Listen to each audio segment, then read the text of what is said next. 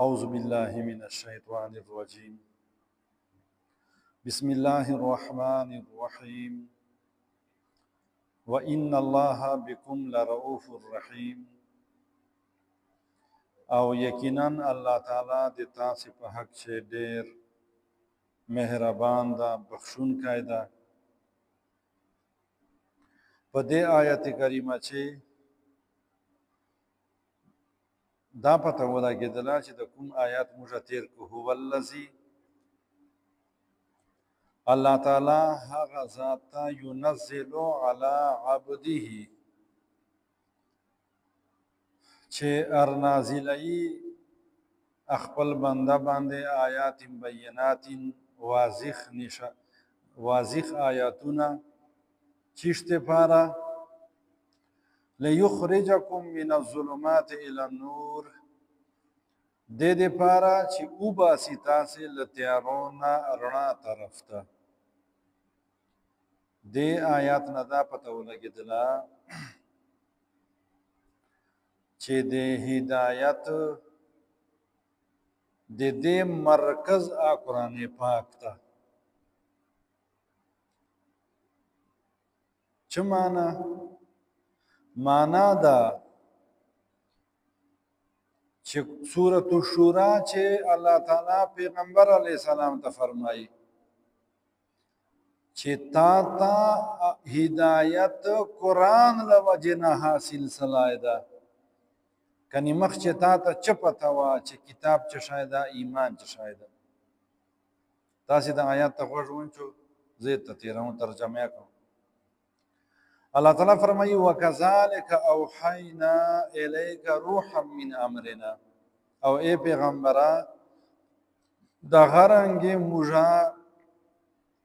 تا طرف ته وحی کړې ده د یو روح والا خپل امر سره. ما كنت تدري نوې ته چې تا ته پته ولله مال کتاب ولا ایمان چې کتاب چیشته وایي ایمان چیشته وایي ولكن جعلناه نورا لیکن الله تعالی فرمایي دا قرآن پاک موږ داسې یو نور جوړ کړی ده نهدی به من نشاء من عبادنا چې دې په ذریعه سره موږ هدایت ورکوو هغه خپلو بندګانو ته چې کومو ته موږ خوښوي. وانک لتهدی الی صراط مستقیم او یقینا ای پیغمبره ته سیخې لارې طرف ته خلک غواړې. تاسې سوچ وکړو خپله چې پیغمبر علیه السلام ته ایمان پیغمبر علیه السلام ته حقیقی ایمان قرآن پاک سره میلاو سي نو موږ ته به حقیقي ایمان چیرته سره میلاو کیږي؟ د قرآن پاک سره د قرآن پاک احکاماتو زده کولو عمل کولو په دې سره به بیا موږ ته زده کیږي. هر سړی د لږکي خپل ګریوان ته وګوري نارینه زنانه چې ما قرآن زده کړې دپاره څومره ټیم وقف کړی ده. اللہ تعالیٰ فرمائی آیت نمبر 10 سے وَمَا لَكُمْ اتان سے باندې چې سلی دي اللہ تنفقوا فی سبیل اللہ چې تاسې خرچ کول نه کوو د الله تعالی په لارې چې وللہ میراث السماوات والارض جبکې د مځکې د اسمانو وراثت اخو صرف الله تعالی د پاره پاتې کیدونکی ده. چې مقصد دا مقصد که ډېر ته شیان جوړ کې ډېرې بنګلې فیکټرۍ ولګیا خو بیا به نورو ته پاته سي نورو نه به نورو ته پاته سي اخر ته به د هر شی پاته کیږي الله تعالی ته. نو چې بیا هغه ته پاته کیږي بیا تاسې الله په لارې چې د خپل مال د خپل قیمتي ټیم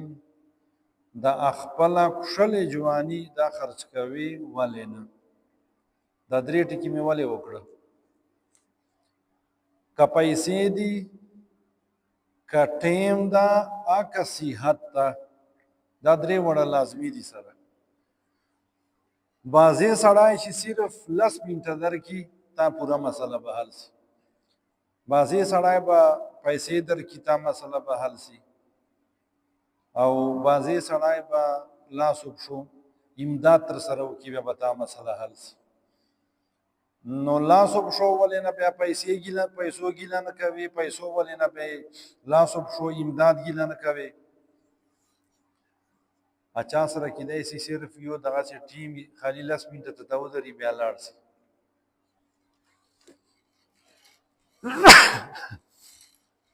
بس بیا دا دپاره دغه کافي ده نو الله تعالی فرمایي قرآن پاک چې لا يستوي منكم من انفق من قبل الفتح وقاتل چې کومو خلکو الله تعالی په لاره چې پیسې ولګولې او فتح مکه نه مخکې قتال وکړه نو دا ایغه خلکو سره نه دي برابر چې ایغه دین آباده قربانیګانې کړې دي دلته یوه نکته په چېر معلومیږي نکته دا ده کله بیا یو سړي ته 10 روپو ضرورت وي نو د 10 روپو ضرورت حل کول دا ډېر افضل دي د دې نه چې ضرورت یې نه 1 لک روپۍ ورکړي نو دا یوه موقع وي دا جواني دا یوه موقع ده دا کښلی عقل خدای موږ ته راده دا یوه موقع ده دا دولت دا صحت دا تلونکي دي نو دا یوه موقع ده موږ به وایو کوشش به کوو چې موږ ډېر ډېر دین حصول په بابت چې خرج کړو الله تعالی فرمایي اولئک اعظم درجة من الذین انفقوا من بعد وقاتلوا وایي چې دغو خلکو مرتبه ډېره چیږه ده فتح مکه نه مخکې چوک و صحابه مسلمان فتح مکه نه بعد چوک و صحابه مسلمان الله تعالی فرمایي دو چې فرق یعنی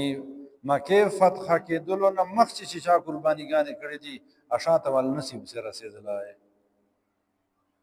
حالانکې شاته والو به پیسې ډېرې خرج کړي ځکه چې مسلمان بیا ودنان وو خو دومره ډېرې بیا ضرورت نه و اسلام ته مقصد مې دا ده چې یو ټیم وي هلته یې چې د سړی مرسته وکړي امداد یې وکړي بیا بل ټیم ضرورت نه وي که بیا ته ډېر امدادونه ورسره وکړي